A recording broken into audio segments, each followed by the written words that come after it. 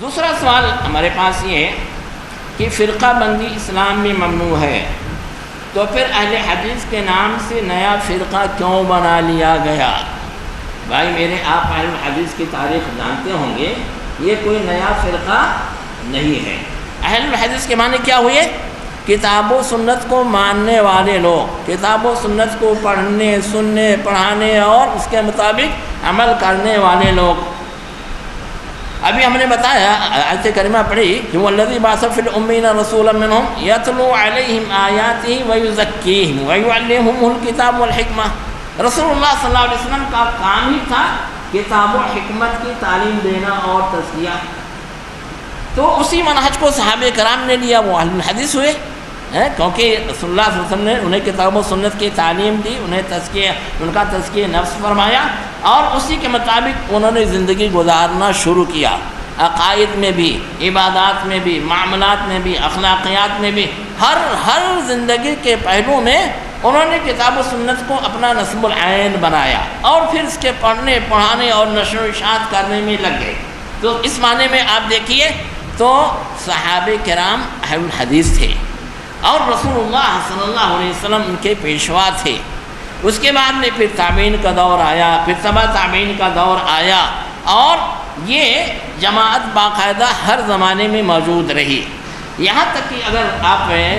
حجت اللہ البالغہ شاہ ولی اللہ صاحب دہلوی رحمۃ اللہ علیہ کی کتاب ہے، وہاں پڑھیے، اور اسی طریقے سے تاریخ و تشریح اسلامی یا فقہ اسلامی پر جو بھی کتابیں لکھی گئی ہیں وہاں پڑھیے، تو آپ کو پتہ چلے گا کہ تیسرے دور میں جو حضرت معاویہ رضی اللہ تعالیٰ عنہ کے زمانے سے شروع ہوتا ہے اور دوسری صدی کے ابتدائی دور تک ہوتا ہے، اس زمانے میں باقاعدہ اہل الحدیث اور اہل الرائے کے نام سے دو جماعتیں بن گئی تھیں، دو مدرسے فقہ جو ہے باقاعدہ اسی زمانے میں وجود میں آ گیا تھا، اور اہل الحدیث کے نام سے اور اہل الرائے کے نام سے مشہور تھے۔ اہل حجاز عموماً اہل الحدیث کہلاتے تھے، اہل مدینہ اور حجاز کے لوگ عموماً اہل الحدیث کہلاتے تھے، اور کوفہ اور اس علاقے کے لوگ عام طور سے اہل الرائے کہلاتے تھے۔ اس زمانے میں اہل الرائے اور اہل الحدیث میں فرق یہ تھا کہ اہل الحدیث جتنے تھے ان کی پوری کوشش ہوتی تھی احادیث کو پڑھنا، روایت کرنا، سمجھنا، قرآن کے مطابق زندگی گزارنا، قرآن اور حدیث، صحیح حدیث کے مخالف کوئی بھی چیز مل جائے، چاہے جتنا انسان کہے کہ یہ اصول ہے، یہ ضابطہ ہے اور فلاں ہے، اس کو قبول نہیں کرتے تھے، اور جو چیز وقوع پذیر نہیں ہوتی تھی اس کے بارے میں وہ سوال بھی نہیں کرتے تھے۔ جب بھی کوئی سوال کرتا تو سب سے پہلے یہ پوچھتے تھی آیا جس چیز کے بارے میں آپ سوال کر رہے ہیں وہ چیز وقوع پذیر ہو چکی ہے یا وقوع پذیر نہیں ہو چکی ہے۔ اگر کہتے وقوع پذیر ہو چکی ہے تو اگر قرآن سے نص پاتے، حدیث سے نص پاتے تو اس سے جواب دے دیتے، صحابہ کرام کے فتاوے مل جاتے، خلفائے راشدین کے فتووں میں مل جاتا تو اس کے حساب سے جواب دیتے، ورنہ اجتہاد کرتے۔ اور اگر کوئی یہ کہتا کہ ابھی یہ چیز واقع نہیں ہوئی ہے تو ایسی صورت میں وہ کہتے تھے کہ ارحنا حتی یحدث، ابھی چھوڑ دو، کیوں بلا وجہ ہم لوگوں کو پریشان کر رہے ہو، جب کبھی ایسی صورتحال پیش آئے گی، یہ واقعہ پیش آئے گا تو اس وقت ہم لوگ انشاءاللہ اس کا جواب دیں گے، اس کے بارے میں اجتہاد کریں گے۔ اس کے برخلاف اہل الرائے کے یہاں ہر چیز کے بارے میں اس کو کہتے تھے کہ یہ معقول المعنی ہے، اس کی کوئی علت ہے، اس کی کوئی حکمت ہے، پھر اسی حکمت کے روشنی میں مسائل کا استنباط اور استخراج کرتے تھے۔ اور کبھی کبھی ایسا بھی ہوتا تھا کہ صحیح حدیث مل جاتی تھی مگر ان کے وصول اور قاعدے کے خلاف پڑتی تھی تو حدیث کو رد کر دیتے تھے۔ ایک مثال میں آپ کو دیتا ہوں، حدیث المسرات کے نام سے ایک حدیث بہت ہی مشہور اور معروف ہے۔ حدیث المسرات کا مطلب یہ ہے، حضرت ابو ہریرہ رضی اللہ تعالیٰ عنہ سے روایت ہے کہ رسول اللہ صلی اللہ علیہ وسلم نے فرمایا، اگر کوئی شخص دودھ کا جانور بیچنے سے پہلے اس کے تھن میں ایک دو روز دودھ روک کر کے رکھتا ہے، دودھ نہیں نکالتا ہے، جس کی وجہ سے اس کے تھن میں دودھ زیادہ مقدار میں جمع ہو جاتا ہے، تھن اس کا بڑا نظر آنے لگتا ہے، پھر بازار میں لے جا کر کے بیچ دیتا ہے اور بتاتا نہیں ہے، دھوکہ ایک طرح سے اس میں ہے۔ خریدنے والا اس کو خرید لیتا ہے، لیکن جب گھر لاتا ہے تو یہ سمجھ کے لایا تھا کہ مثال کے طور پر یہ جانور 5 کلو صبح شام دودھ دے گا، لیکن جب ایک مرتبہ تو نکالا تو دودھ صحیح نکلا، لیکن دوسرے روز جو جمع ہوا دودھ تھا وہ ختم ہو گیا، تو اب 1-1 کلو 2-2 کلو دودھ یہ جانور دینے لگا۔ تو اس کو پتہ چلا کہ اس کے ساتھ تو دھوکہ کیا گیا تھا، اور اس جانور کے تھن میں کئی روز سے دودھ جمع کر کے رکھا گیا تھا، جس سے اتنا بڑا تھن نظر آ رہا تھا اور اتنا دودھ اس میں تھا، تو دھوکہ دیا گیا۔ جب ایسا ثابت ہو جائے کہ کسی نے کسی کے ساتھ تسلیہ کر کے دھوکہ دیا ہے، تو رسول اللہ صلی اللہ علیہ وسلم نے فرمایا کہ ایسی صورت میں یہ اس جانور کو واپس کر دے گا اور 1 سا کھجور واپس کر دے گا، 1 سا کھجور واپس کر دے گا، یہ رسول اللہ نے کہا۔ اب اہل الرائے نے کیا کہا؟ اہل الرائے نے کہا کہ نہیں، ایسی صورت میں یہ جانور واپس کرے گا اور جتنا دودھ استعمال کیا ہے اس کی قیمت ادا کرے گا۔ ان کے سامنے یہ حدیث پیش کی گئی کہ دیکھیے رسول اللہ صلی اللہ علیہ وسلم نے اس مسئلے میں ایک حدیث بیان فرمائی ہے، صحیح صنعت میں ثابت ہے، تو ہم کو حدیث کے مطابق جو ہے فیصلہ کرنا چاہیے۔ تو کیا کہا انہوں نے؟ یہ حدیث ہمارے عقل اور قاعدے کے خلاف ہے۔ قاعدہ کیا ہے کہ جو قیمی چیزیں ہوں، جو قیمت والی چیزیں ہوں، تو ایسی صورت میں اگر کسی کو کوئی دھوکہ دے تو ایسی صورت میں اس کی قیمت واپس کرے۔ تو